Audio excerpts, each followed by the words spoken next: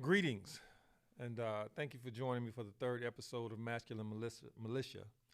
My name is Antonio Alacina, the Day Walker, and I want to go into today. I want to go into more about masculinity. The last episode 2, I talked about masculinity. I talked a little bit about it, and I talked a little bit about femininity, and I recapped the issue that Dave Chappelle had found himself in with the LGBTQ community. I went over a few things there, but what I want to go into, and I want to continue to go into, in at least in this third episode, is masculinity and femininity. Because what I talked about on episode 2 a little was basically what our show is about, what our podcast is about. And I wanted to make sure that I went a little bit more into it. And as time go on and as episodes go on, we're going to definitely talk more about these issues. I just wanted to lay a base. I just want to lay a foundation, really, of what we or how we see masculinity. Now, when I say something, I basically see myself as stating or making statements of fact. When I think it's my opinion, I will say in my opinion. But generally, I think it's a statement of fact. Now, that fact, of course, can be disputed by anyone. Anyone can dispute what I think or what I say is a statement of fact. When you dispute it or when someone disputes it, I would think that that person would come and bring something that they believe is a statement of fact, or even if it's an opinion that they believe will discount or disprove what I have stated is a statement of fact. So when I speak of masculinity, or femininity, both, I speak and I rarely think of what I'm saying as my opinion. And I know that today, in today's world, people rarely see things in terms of truth, fact, falsehood. At least when someone is giving their view on it. People generally seem to think that everyone is simply providing an opinion. And when someone says that they're stating a fact, usually people want that person to back what they say up with something that has already been established, either as fact or as a basis for the person believing or stating what they're saying is a fact. So generally, people don't want something that has not been established as a fact. Established by who or whom? Or is it who? Established by whom? If the facts that a person states, like if I make a statement of fact, then generally people want me to generally back up what I say is fact with something that is already in existence.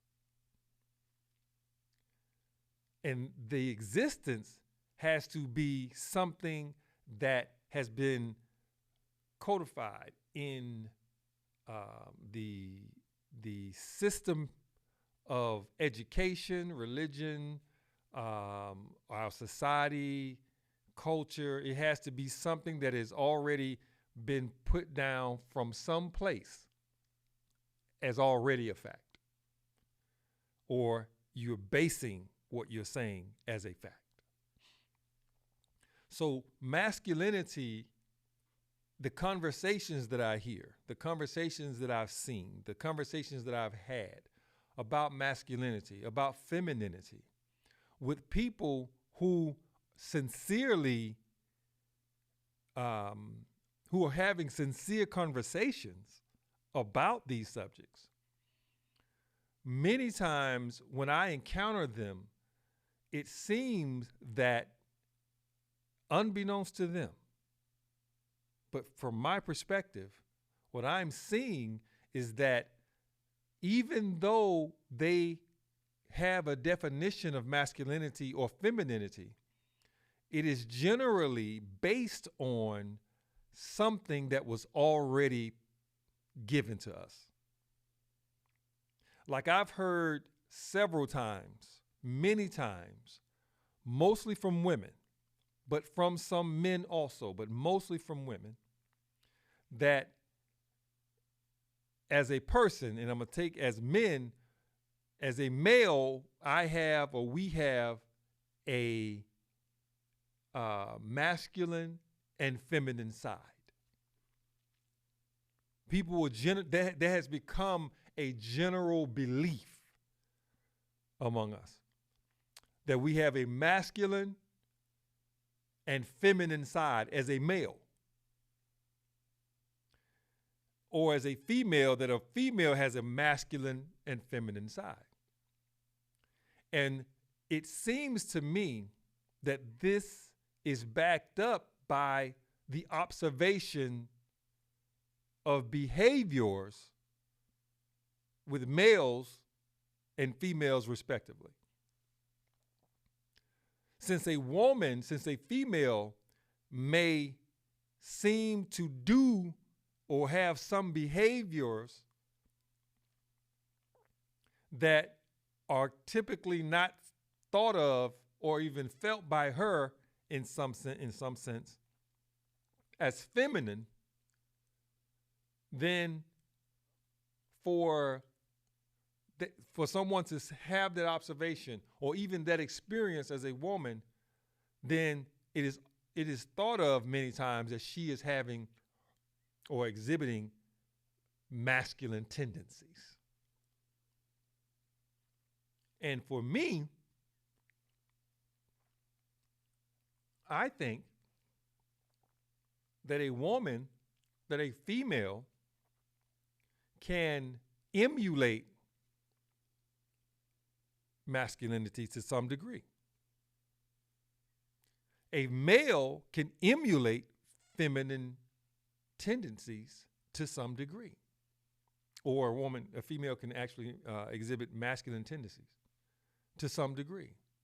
But that doesn't make her have a masculine side. That doesn't make him have a feminine side. Because I can emulate a dog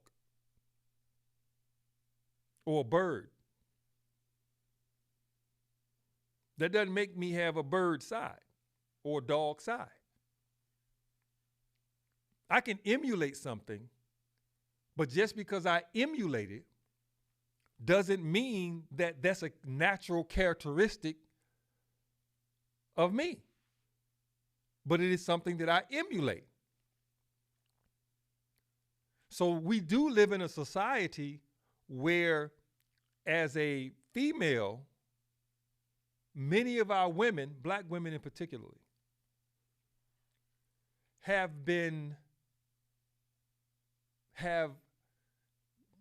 had this tendency to do what a male in her life would typically do.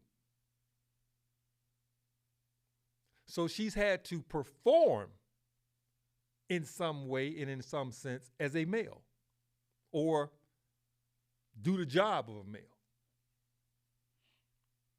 But just because she's doing the job of a male doesn't make her a male. And when I say doing the job of a male, I'm sure that most of us understand that. It's not some chauvinistic talk. It's just simply that women in our society, black women in particularly, have not had a man.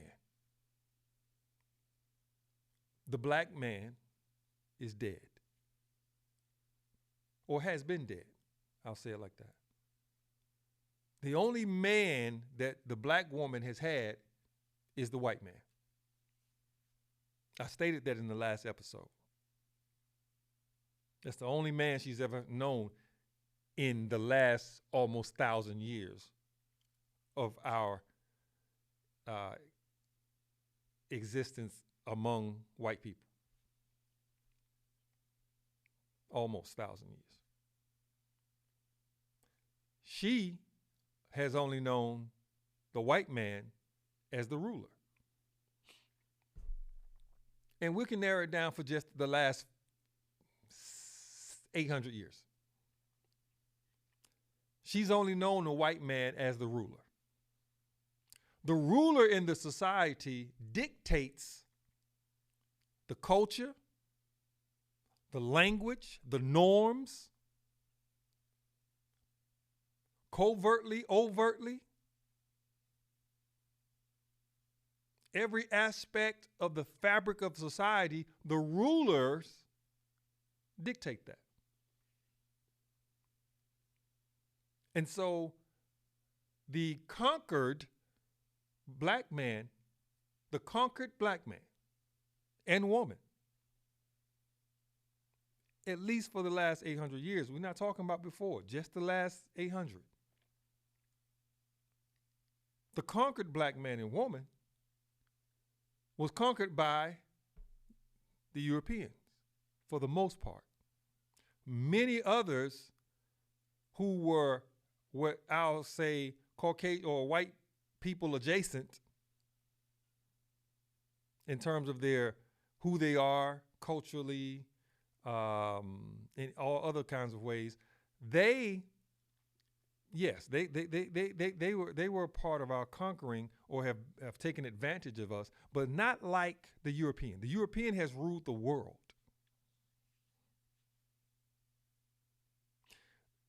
Around the world right now, there are 65 countries that every year, at least on one day of the year, there's a holiday that each of these countries celebrate. Each country, meaning if there's 65 countries, each one of them celebrate this holiday, but they don't necessarily do it at the same time. They may do it all 65 of them may do it on all different days, but they all celebrate this one holiday. That holiday is independence from the British. Even in America, there's Independence Day, and that independence is from the British. The conquerors of the world, the British, and we're just going to say the British because right now they're going to represent the imperial and colonial supremacy of Europeans or Caucasians. So they conquered the world. They were the leaders in conquering. They were the leaders in rewriting the Middle East boundaries. You got Iraq, Iran, Jordan, Emirates. A lot of you like to go to Dubai and places like that. I mean, nice place, but I'm just saying. All of those places, all of those countries were created primarily by the British. There was no such thing as Iraq. It was the Ottoman Empire. When the Ottoman Empire fell, it was carved up based on several different things. I'm not going into it too deeply. I'm only saying it to say that the rulers dictate the whole everything. It dictates even the psychology and mind of the people. So in the last 800 years, the black man who was conquered, because the black man, the male of the society, is the vanguard, the protector of the society. That's what it is. That's what it's been. So the vanguard, the protector, the male, has to be bound, conquered, destroyed, and replaced by the conqueror. The female is the prize. She's the booty. The booty. You've probably heard pirates talk about booty. The booty is the treasure, the prize for conquering. Once you've taken over a ship, or once you've taken over a community or a country, the prize is the booty. So the female is the booty. And the female is important in this equation. She's important, period. Because the conqueror knows that if he's going to perpetuate his world, that he has to change her mind. He has to have command of her mind. Not the male. Destroy the male. He has to take control of her mind. Why? Because he's going to have children that she gives birth to grow up in fear of him, as well as whatever the woman is teaching the child. The woman, the female, the booty, capture her mind. She has children. Whatever's in her mind that the conqueror has put in it, she gives to the children. And that is how the society starts to change.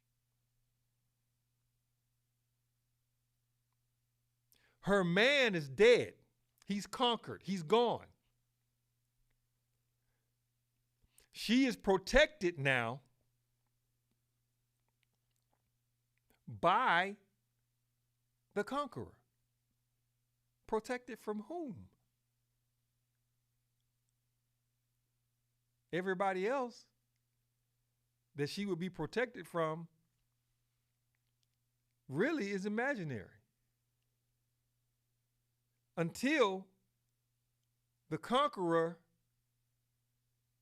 who has killed, not just physically, but psychologically, mentally, he's killed the male to where the male becomes the enemy to himself and to the woman he's supposed to protect. So then the conqueror plays the position of protector of the female, the black woman. She's only known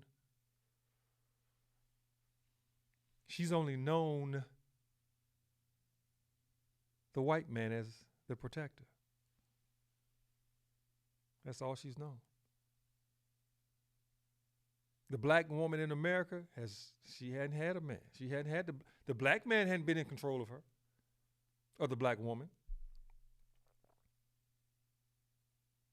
She's always been in control, under the control of the white man. The black man has had no power.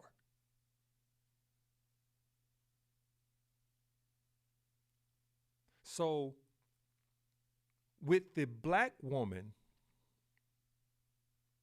being in this condition, what has developed in society is that she has not had the black man as a man.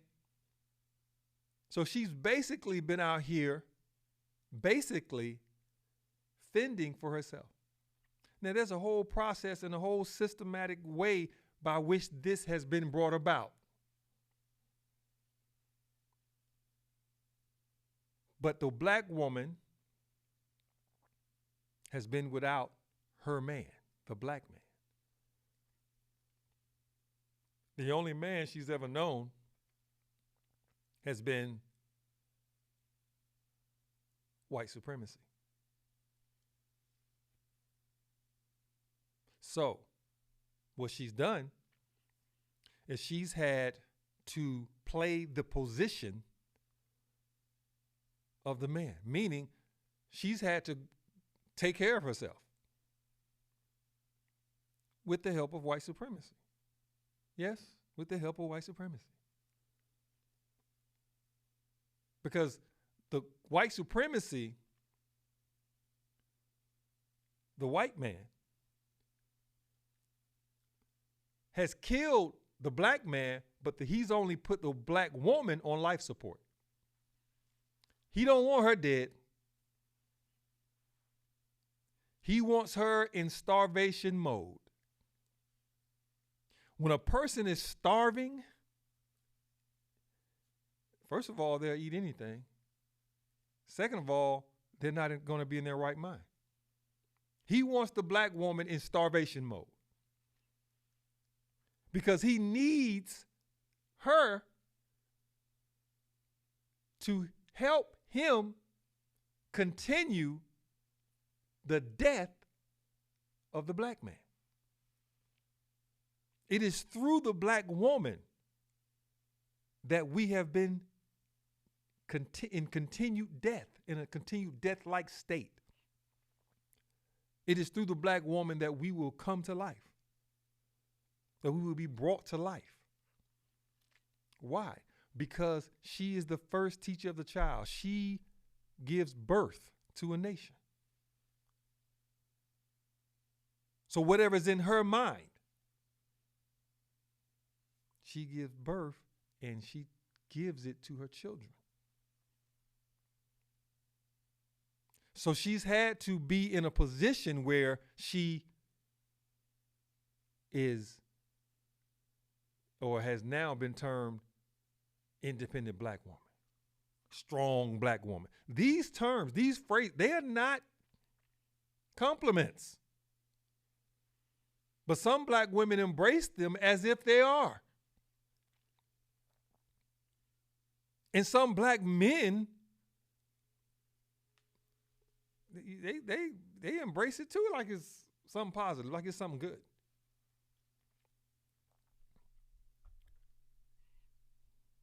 It's not.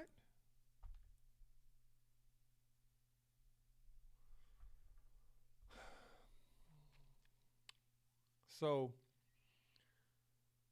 the thing is, as a black man, when I see or hear those phrases, those independent black woman, strong black woman, it's like, in what context? Strong relative to what?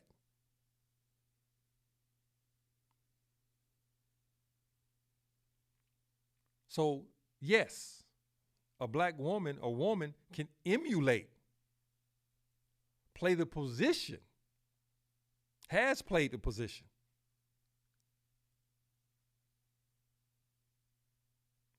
of a male or a man. Yes, a black woman has done that. That has happened. But she does not produce masculine energy. She only emulates it. She doesn't produce masculine energy. She only emulates it. It's a big difference. It's a giant difference. It is a gulf as big as the universe. She can emulate it. Yes. She can emulate masculinity, emulate what seems to be masculinity even. But she can't produce that energy. She can only produce feminine energy. That's it. The male can only produce masculine energy. The male cannot produce feminine energy.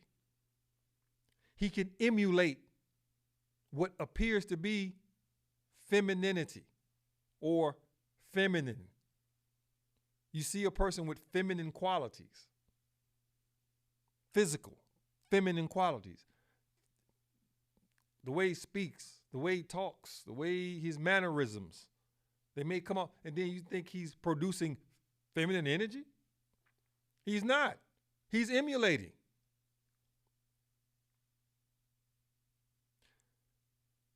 Then there's this thing that says, because we have estrogen, as far as males, true estrogen can have an effect on the way a man thinks, on the way a man looks. But estrogen is not the dominant element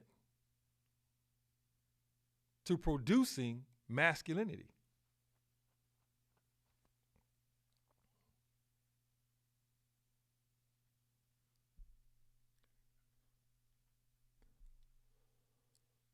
It's not.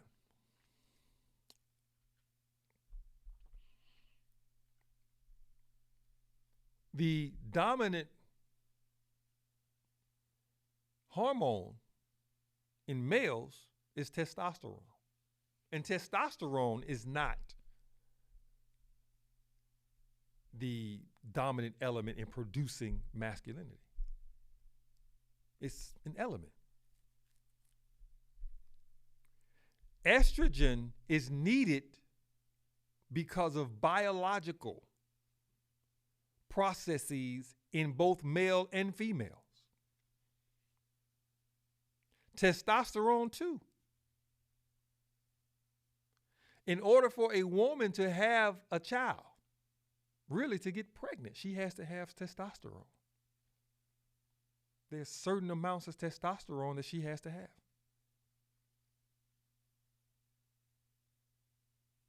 That doesn't mean she has a masculine side. Or because a male has estrogen, that doesn't mean he has a feminine side. But these hormones are there for a purpose. The purpose has to do with many processes that have to happen in that person. As far as the male, we have testosterone. Testosterone is not simply, in fact, it's not simply a sex hormone. Does it have something to do with a man's sexual proclivities? Yes. You need testosterone. Males need testosterone for the biological function of sex. Even the psychological function of sex. The male needs testosterone.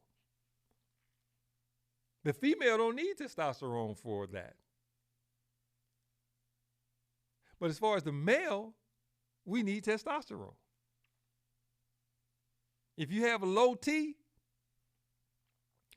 you're going to have a problem getting up. You're going to have a problem with your libido. You're not going to want to have sex like that. If you have low testosterone, you're not going to really feel like, getting it in too much. Because testosterone has an effect, a great effect, on your desire to have sex as a man, and as a man, your ability to have sex. But guess what? Testosterone is primarily a power hormone. Testosterone is about power.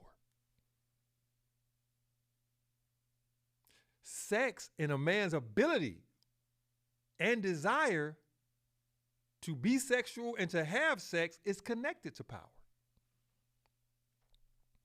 I'll get into that a little bit later. But testosterone is a hormone that is a power hormone. We males have to have high testosterone in order to feel powerful. If we have low testosterone, the feeling of power is lower. And with it is the desire and lack of will to exercise power in our lives and in society. Testosterone is a power hormone. That is not the main, it's not the only element in the equation of masculinity.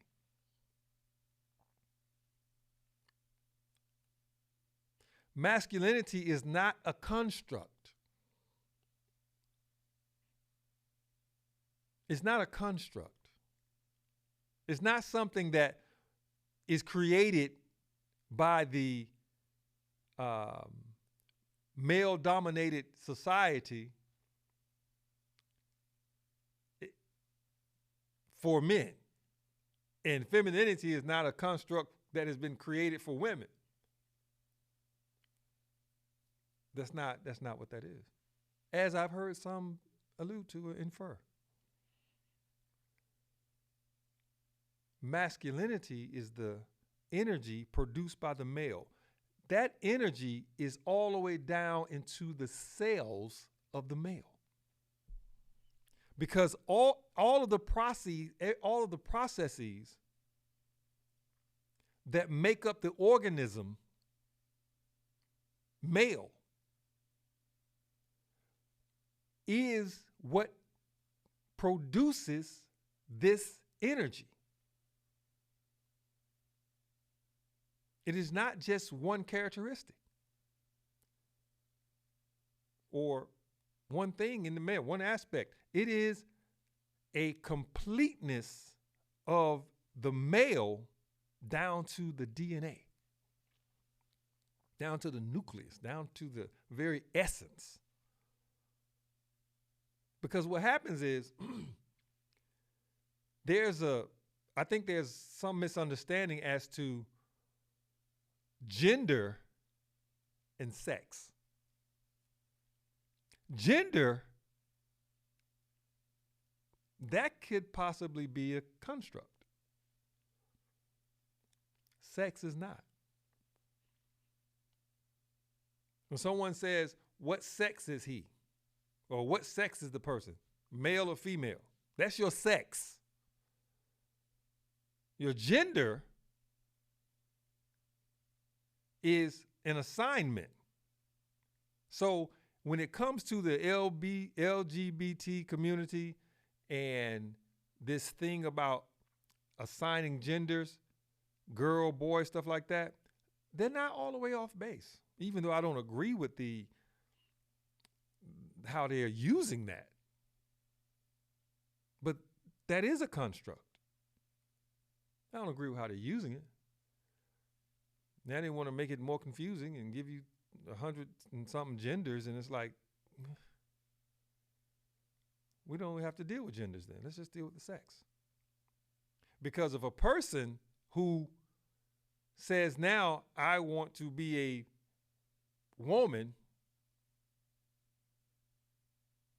they say I'm transgender woman, for example.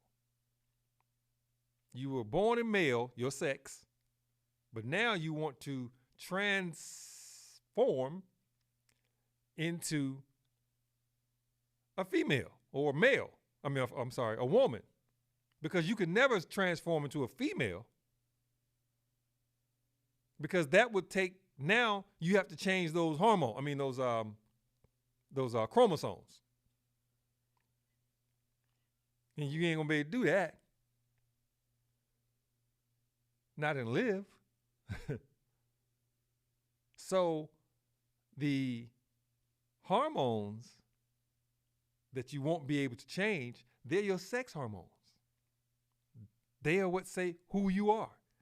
As a gender, that is an assignment.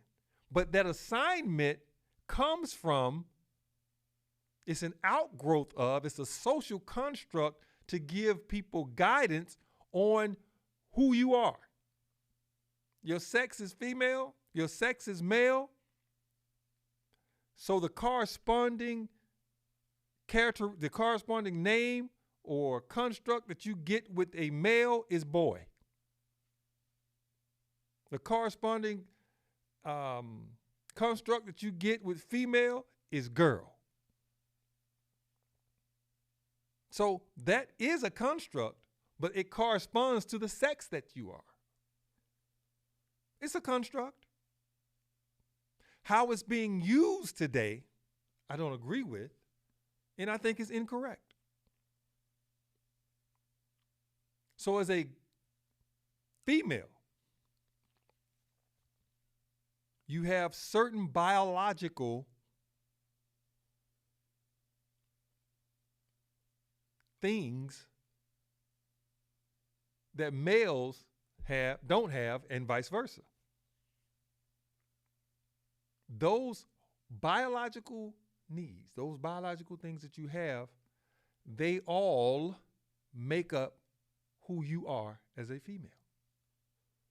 Not one or two things. And all of them produce in you the energy of femininity, unless it is interrupted. Just like the male. A male will grow up with masculine tendencies according to who he is if it is not interrupted. Female will grow up with feminine tendencies if it is not interrupted. Feminine tendencies, I don't necessarily mean for a female that she would be more dainty or anything like that, or a male would be more macho. I don't mean that. I don't mean that. But as a man, as a male, our society does or used to have encouragements for who a boy or what a boy is and how that boy is supposed to perform and be. Female, same thing. And some have come out in these years, these recent years, or last couple of decades, to say, no. Because what has happened is, the thing about being a boy in our society had gotten so toxic that to teach a boy certain things like, boys, you don't cry. Boy, your man don't cry. I mean, that's toxic. So that's like, we shouldn't be taught that. And I agree.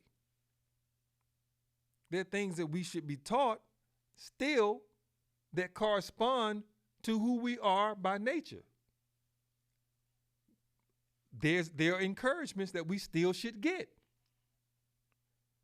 But then there have been some encouragements that we've gotten in our society as a part of our social fabric that are toxic. But it's not masculinity anymore that we're growing up into. We're growing into machoism and machismo. And some people will look at machoism and machismo as masculinity. And that's not masculinity. It's not masculinity. It's machoism and machismo. There's a difference. So with the male, there's been that toxic aspect that has been morphed into the perception of masculinity. Like that is masculinity when it's not. So for many women in our society, that toxic aspect has been called masculinity, but it's not. But they'll say toxic masculinity. It's not. Masculinity is not toxic. Machoism and machismo is, though. Yes. But because most of us don't know the difference between masculinity and machismo and machoism, we just look at it as all the same. If it comes from a male, then it must be masculine. Particularly if it's aggressive and anti-anything. If it's going away from anything that would be what we've been taught to think of as weak, then we look at that as somehow masculine. And we've actually looked at and been taught that femininity or a female is weak. And in some aspects, some ways, there is a degree that we can look at and say, okay, there's a degree of weakness that a female has generally, and I mean it in this way. The male is generally physically stronger than the female. Okay, she's physically weaker. She has lower bone density. She don't have as much muscle. You know, she don't carry as much strength. Okay, that's fine. I'm a male. And so that's what I'm born with, and that's what she's born as a female. It doesn't make her less. It's just a fact. But the female generally has a greater and superior wit than the male. Women are generally smarter than men. Smarter, yes. Women are smarter than men. From when you see the toddlers in school coming up, the girls always smarter than the boys. Not that boys can't be smarter. We'll have a smart guy or something in our group, but girls are generally smarter than men or boys. And women are generally smarter than men. The thing is that the woman is in a construct which is the male system. This is the male system. It is a system that has been designed by males to benefit males and oppress, suppress. Let me say that over. Oppress, suppress, and control women. That is the male system. That's what the male system is. It is a system that benefits the males. Everything in it is for the benefit of men. The males have made the rules to benefit themselves. That's the start of it, and that's the continuation of it to this day. Now we can get into intersectionality, with race and other things. But I just want to keep it simple. The woman comes up in this system, and when she does, she's at a disadvantage. Because the male has made all the rules to benefit himself and oppress, suppress, and control the female. From if you're a woman and you were born today or yesterday or 30 years ago or 70 years ago, you were born in that system. Now, I say 70 because more than likely the oldest person is on the earth. The oldest woman on the earth may be 105 years old. So if you are 105 years old or younger, you were born in that system. The female born in the male system, born with the system of control, oppression, and suppression on her. So as she comes up in it, those advantages that she would have in terms of being smarter, they have been systematically and culturally turned against her. So now I've heard women say things like, I think like a man. That's supposed to be I don't know, it's supposed to be a compliment? You think that's a good thing? But if you're saying that, usually, if a woman says, I kind of think like a man, because I ain't never heard a guy say, I kind of think like a woman. It's just that women have been trained systematically to think of men as superior. Oh, yeah. Because the only time a woman would say, in my view, that I think like a man is if she thinks that the male way of thinking or the man's way of thinking is superior to her own. Like I said, I don't hear men saying that because men have been systematically trained to believe that women are less. So we don't want to even be looked at or put in the same category as a woman in these type of things. Really nothing. Our competition, if we have any, I'm saying, in this context, would be other men. It wouldn't be no woman. So the woman comes up in this society, and all of who she is, she's been trained to believe is less. And that the male is superior. This is her thinking. Subconsciously. It's not like you run around, you're thinking this consciously, men are superior, men are superior. That's not what I'm saying. That's the fabric, that's the foundation of your mentality.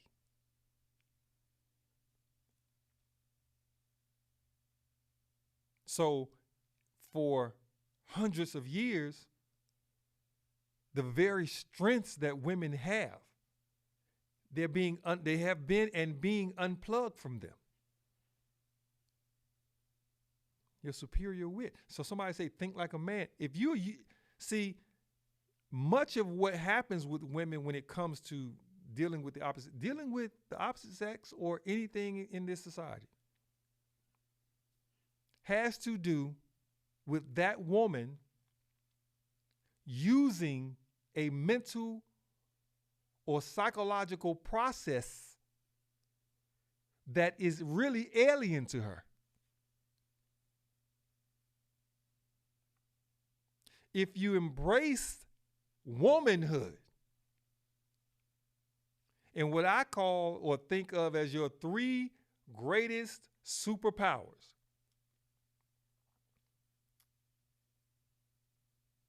and that is femininity, subtlety, and intuition. 3 of which, all those 3, are constantly being pulled and unplugged from you systematically.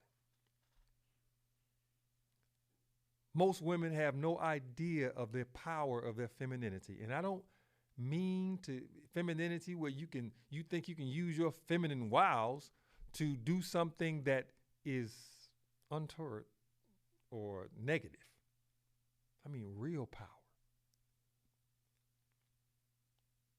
Subtlety. Do you know? No, you don't know. Intuition. Many of you say you have it, and you don't even understand that your intuition has been replaced with insecurity and suspicion. That's different. You think, well, you know what? I knew he was cheating because my intuition told. No. It's just that we live in a society where him doing that is more likely than not. So you were suspicious and insecure and you just happened to be right. That wasn't intuition. There's a difference.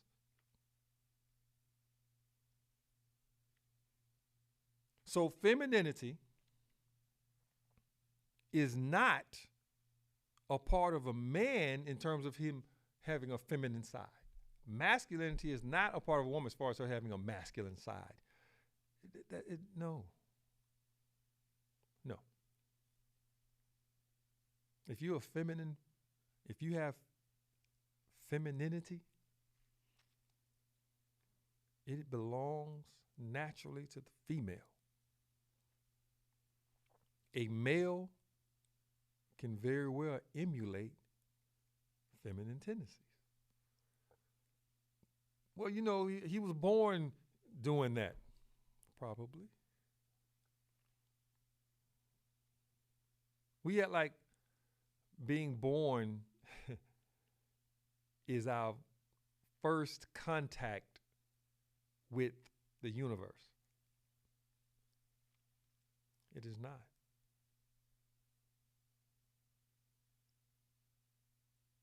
Because we have something called DNA. We have something called genes. In that is everybody before us. We bring that information here with us. Some of it is active, some of it is not. Some of our genes are turned on, some of our genes are turned off.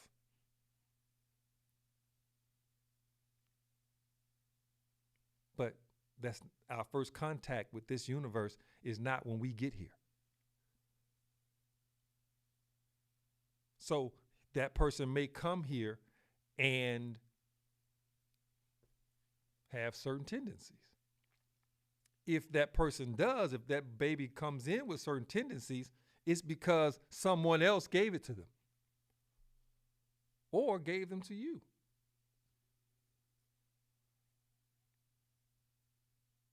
So femininity is not what the male produces. He can only emulate it. Just like the female, she can only emulate it, masculinity. Again, masculinity is the energy produced by the male. And that energy propels him with the greatest desire relative to the degree of masculinity that he has to produce, protect, and provide. The higher his masculinity, the more desire he has to protect. The higher his masculinity, the more desire he has to provide and produce. Low masculine men don't have great desire to protect or produce or provide. So a lot of guys, you think are masculine, they have a lot of machoism and machismo. So they hood. They hard. Not because they're masculine, though, but because they have a lot of machismo and machoism. That's the order of the day. When you see a lot of guys in hip hop and dudes out here in the world emulating that what they see basically on television of pop culture, when it comes to hip hop and things like that, they emulating machismo and machoism, not masculinity. But most of us just don't know the difference. Femininity is the energy produced by the female. When a woman has high degree of femininity, she has a high desire to nurture, to involve shaping the environment with peace, or the person or the man. She has a great desire to bring about life. I know. Further life. Nurture life. When she has high femininity, among other things. I know that we live in a society where a woman who doesn't want to have a child, then it's like, I don't want to have children. I've heard women say, I don't want to have children. I mean, I can't say it's a bad thing for her to feel that way because I don't know why she feels that way, but I know it's not natural. But we don't look at what's natural many times. We want to just see what our desire is. What is our desire? And then we go with that, or we rationalize why that matters. Not what's desirable, not what's natural, rather.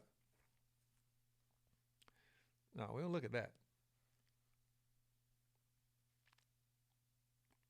So masculinity, Masculine Militia. I explained the name and everything in the last episode. Masculine Militia, we will be talking about all kinds of subjects here. But mostly relationships, sex, dating, life, all those things that are related to it, but how does masculinity what effect does masculinity or the lack of masculinity have on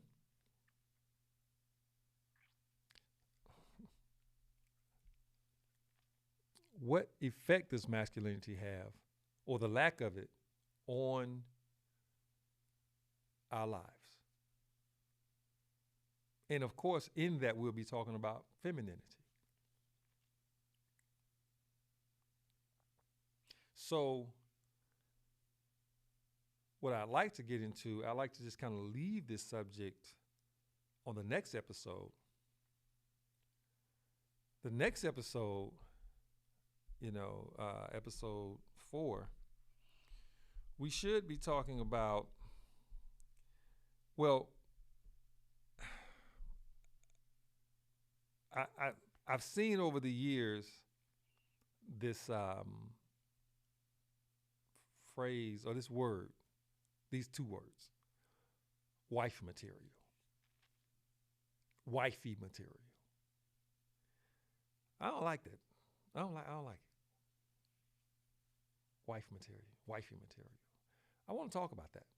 And I'm going to tell you why I don't like it. Or it's silly to me. I'm going to tell you why I don't like it. On the next episode of Masculine Militia, thank you for joining me. I think I'll end it right here. And the next episode of Masculine Militia, we'll be talking about what is wife material? What is wifey material? We'll talk about that and some other things, So thanks, and I hope you enjoyed what we had to say. Please give us some feedback, comments, emails. We want to hear from you. And, that's the thing. We want to definitely be able to interact with you. And, because there's some things I'm sure that I say that many people may very well disagree with, but I like to have a discussion. Maybe you'll be able to come on the show and tell me why I'm incorrect, Or, we can at least have that dialogue. So I appreciate you tuning in, and we'll talk to you later. Peace and hair grease.